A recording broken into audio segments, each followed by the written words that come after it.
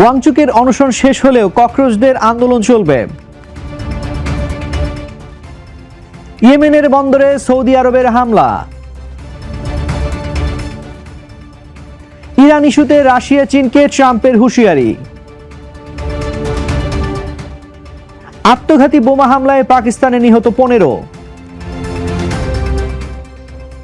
স্পেনে দাবানলে জাতীয় জরুরি অবস্থা জারি। আমন্ত্রণ জানাচ্ছি বাংলাদেশ প্রতিদিনের বিশ্ব সংবাদের সাথে আছি আমি তানজির রহমান। শুনছিলেন এতক্ষণ সংবাদ শিরোনাম, এবারে থাকছে বিস্তারিত সংবাদ। ভারতে মেডিকেল ভর্তি পরীক্ষার প্রশ্ন ফাঁসকে কেন্দ্র করে আন্দোলনরত তরুণদের ক্ষোভ দিন দিন চরমে রূপ নিচ্ছে। শিক্ষামন্ত্রীর পদত্যাগের দাবিতে 2 মাস ধরে আন্দোলনকারীরা দিল্লির যন্তর মন্তরে অবস্থান কর্মসূচি পালন করছেন। সরকারের কাছ থেকে 3টি আশ্বাস পাওয়ার পর সমাজকর্মী সোনম ওয়াংচুক তার 26 দিনের অনশন ভেঙেছেন। তবে কেন্দ্রীয় শিক্ষামন্ত্রীর পদত্যাগ না হওয়া পর্যন্ত আন্দোলন চালিয়ে যাওয়ার ঘোষণা দিয়েছে ককরোচ জনতা পার্টি। আন্দোলনরত শিক্ষার্থীদের উপর পুলিশ লাঠিচার্জ করায় কংগ্রেস সহ বিরোধী দলগুলো এতে সরাসরি সমর্থন দিয়েছে।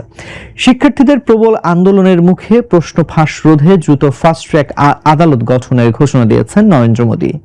এক মধ্যরাতের ভিডিও বার্তায় মোদী শিক্ষার্থীদের দেওয়া বিভিন্ন মতামত ও গুরুত্বপূর্ণ পরামর্শের জন্য ধন্যবাদ জানান। তিনি আগামী সপ্তাহেই সংসদে অত্যন্ত কঠোর আইন সম্পর্কিত একটি নতুন খসড়া বিল উত্থাপনের আশ্বাস দেন। এই তীব্র রাজনৈতিক উত্তাপের মাঝেই কেন্দ্রীয় মন্ত্রিসভা থেকে হঠাৎ পদত্যাগ করেছেন প্রতিমন্ত্রী রামনীত সিং বিট্টু। মূলত আসন্ন পাঞ্জাব বিধানসভা নির্বাচনে রাজনৈতিক মনোযোগ দিতেই তিনি পদ ছেড়েছেন বলে জানা গেছে। এদিকে আন্দোলনরত শিক্ষার্থীদের প্রতি সংহতি জানাতে আগামী 27 জুলাই সোমবার দিল্লি যাচ্ছেন পশ্চিমবঙ্গের সাবেক মুখ্যমন্ত্রী তৃণমূল কংগ্রেস নেত্রী মমতা বন্দ্যোপাধ্যায়। রূপায়ণ lake castle, welcome to the land of piece. ইয়েমেনের হুথি নিয়ন্ত্রিত হোদাইদা বন্দরে সৌদি আরব ব্যাপক হামলা চালিয়েছে। শুক্রবার গভীর রাতে চালানো এই হামলায় একটি টেলিযোগাযোগ কেন্দ্র ক্ষতিগ্রস্ত হয়। একই সাথে পার্শ্ববর্তী কামারান দ্বীপেও বিমান হামলা চালানো হয়েছে। এই হামলায় একজন টেলিযোগাযোগ কর্মী এবং এক নারী আহত হয়েছেন। হুদাইদা বন্দরটি ইয়েমেনের মানবিক সহায়তা পাওয়ার প্রধান মাধ্যম। সম্প্রতি লোহিত সাগরে হুথিরা সৌদি তেলবাহী জাহাজে ড্রোন হামলা চালায়। তারই জবাবে সৌদি নেতৃত্বাধীন জোট এই পাল্টা হামলা শুরু করে। হুথি সরকার এই হামলার বিরুদ্ধে কঠোর প্রতিশোধ নেওয়ার হুমকি দিয়েছে। হামলার পর সৌদি আরব তাদের সীমান্ত এলাকায় জরুরি সতর্কতা জারি করেছিল। তবে কিছু সময় পরেই তারা সেই সতর্কতা তুলে নেওয়ার কথা জানায়। ইরান ও যুক্তরাষ্ট্রের চলমান উত্তেজনার মাঝে এই ঘটনা নতুন মাত্রা যোগ করল। দুই দেশের এই পাল্টাপাল্টি হামলায় মধ্যপ্রাচ্যের যুদ্ধের ঝুঁকি চরম আকার ধারণ করেছে। চলমান মধ্যপ্রাচ্য সংকটে রাশিয়া ও চীন ইরানকে সাহায্য করলে চরম পরিণতির হুঁশিয়ারি দিয়েছেন ডোনাল্ড ট্রাম্প। ট্রুথ সোশ্যালে ট্রাম্প জানায় রাশিয়া বা চীন সরাসরি ইরানকে কোনো অস্ত্র দেবে না বলে তাকে আশ্বস্ত করেছে। পুতিন ও শি জিনপিং এর সঙ্গে সাম্প্রতিক আলাপের পর ট্রাম্প দাবি করেন তিনি এই 2 নেতাকে বিশ্বাস করেন। তবে মার্কিন প্রতিরক্ষা মন্ত্রী পিট হেগসেথের সিনেটে জানিয়েছেন রাশিয়া ও চীন গোপনে ইরানকে নানাভাবে সাহায্য করছে। এমনকি রাশিয়া ইরানকে মার্কিন সেনাদের অবস্থান সংক্রান্ত স্যাটেলাইট তথ্য দিয়েছে বলে মার্কিন মিডিয়ার খবর এসেছে।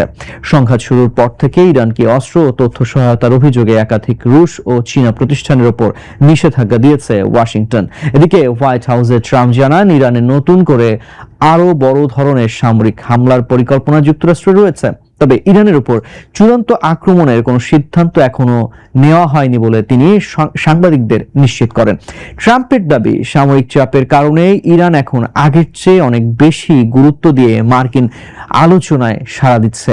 এর আগে সিআইএ ঘাঁটি হামলার পর অপারেশন এপিক ফিউরির চেয়েও বড় হামলার হুমকি দিয়েছেন মার্কিন প্রেসিডেন্ট। তবে মার্কিন কর্মকর্তারা স্পষ্ট করেছেন নতুন কোনো সামরিক অভিযানের নির্দেশ এখনো প্রেসিডেন্ট দেননি। পাকিস্তানের উত্তর পশ্চিমাঞ্চলের টাঙ্ক জেলায় একটি নিরাপত্তা চৌকিতে ভয়াবহ আত্মঘাতী হামলা হয়েছে। আফগানিস্তান সীমান্তবর্তী এলাকায় অবস্থিত এই চৌকিতে সন্ত্রাসী হামলাটি বৃহস্পতিবার রাতে সংঘটিত হয়। হামলাকারীরা বিস্ফোরক বোঝাই একটি গাড়ি নিয়ে চৌকির বাইরের দেয়ালে সজোরে ধাক্কা দেয়। বিকট বিস্ফোরণে 12 জন সেনা সদস্য সহ মোট 15 জন প্রাণ হারান। ঘটনার পরপরই নিরাপত্তা বাহিনী পাল্টা অভিযান শুরু করে। এই পাল্টা অভিযানে মোট 12 জন হামলাকারী সন্ত্রাসী নিহত হয়েছে। নিষিদ্ধ জঙ্গি গোষ্ঠী তেহরিক-ই-তালেবান পাকিস্তান এই হামলার দায় স্বীকার করেছে। গোষ্ঠীটির দাবি অনুযায়ী এই হামলায় 4 জন আত্মঘাতী বোমা হামলাকারী সরাসরি অংশ নিয়েছিল। পাকিস্তান সরকারের অভিযোগ, আফগানিস্তানের মাটি ব্যবহার করে টিটিপি এই হামলার পরিকল্পনা করেছে। তবে আফগানিস্তানের তালেবান সরকার এই অভিযোগ অস্বীকার করে একে পাকিস্তানের অভ্যন্তরীণ সমস্যা বলছে। তীব্র তাপদাহে সমগ্র ইউরোপ জুড়ে দাবানল ছড়িয়ে পড়ায় স্পেনে ইতিহাসে প্রথমবারের মতো জাতীয় জরুরি অবস্থা ঘোষণা করা হয়েছে। রাজধানী মাদ্রিদের কাছে একাধিক দাবানল একত্র হওয়ার আশঙ্কায় প্রায় 10,000 মানুষকে নিরাপদ স্থানে সরিয়ে নেওয়া হয়েছে। পরিস্থিতি মারাত্মক রূপ নেওয়ায় দ্রুত উদ্ধার ও অগ্নি নির্বাপন সমন্বয়ের জন্য সরকার এই সর্বোচ্চ সতর্কতা জারি করেছে। এদিকে ফ্রান্সের পর্যটন এলাকা ক্যাফেরে উপদ্বীপের আগুন ছড়িয়ে পড়ায় অন্তত 63,000 বাসিন্দাকে সরিয়ে নেওয়া হয়। আগুন বের হওয়ার একমাত্র পথ বন্ধ করে দেওয়ায় ফরাসি কর্তৃপক্ষ নৌকায় করে মানুষ সরানোর কাজ পরিচালনা করছে। চলতি মৌসুমে এই আগুনকে ফ্রান্সের সবচেয়ে ভয়াবহ দাবানল হিসেবে চিহ্নিত করেছেন দেশটির স্বরাষ্ট্রমন্ত্রী। ইতিমধ্যেই আগুন 10,000 হেক্টর জমি ভস্মীভূত করেছে এবং আংশিক ও পূর্ণাঙ্গ মিলে 80টি ঘরবাড়ি ছাই হয়ে গেছে। আটলান্টিক উপকূলের নিয়ন্ত্রণের বাইরের আগুন নেভাতে বাধ্য হয়ে ইউরোপীয় ইউনিয়নের কাছে অতিরিক্ত সহায়তা চেয়েছে ফ্রান্স। অতিরিক্ত উত্তপ্ত এবং বাতাসের কারণে স্পেনের আভিলা ও মাদ্রিদের পার্বত্য অঞ্চলে দাবানল মারাত্মকভাবে ছড়িয়ে পড়ছে। দর্শক, এ ছিল আজকের বাংলাদেশ প্রতিদিনের বিশ্ব সংবাদ। সবশেষ খবর জানতে চোখ রাখুন বাংলাদেশ প্রতিদিন ফেসবুক পেজ ও ইউটিউব চ্যানেলে। এতক্ষণ সঙ্গে থাকার জন্য ধন্যবাদ সবাইকে।